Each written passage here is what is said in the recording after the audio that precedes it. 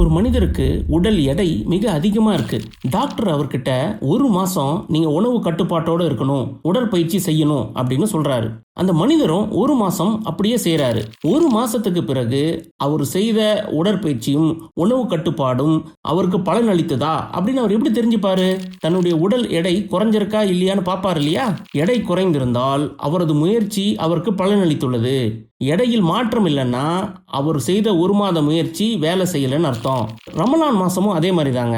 தக்வாவை அடைவதற்கு 1 மாதம் நோன்பு நோக்க வேண்டும் என்று அல்லாஹ் நமக்கு கட்டளையிட்டான். 1 மாசம் நோன்பு வச்ச நாம தக்வாவை அடைஞ்சோமா?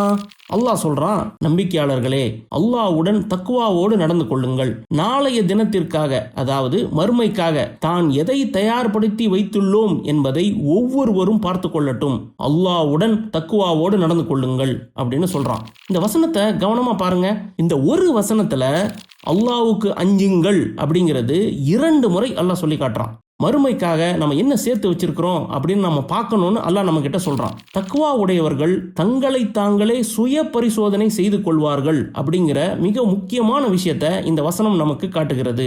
தக்வா உள்ளவர்கள் அல்லாஹ் கேள்வி கேட்பதற்கு முன்பாகவே தங்களை தாங்களே கேள்வி கேட்டுக்கொள்வார்கள். அதனால ரமலான் முழுக்க நோன்பு வச்சிட்டோம் அப்படின்னு விட்டுடாதீங்க.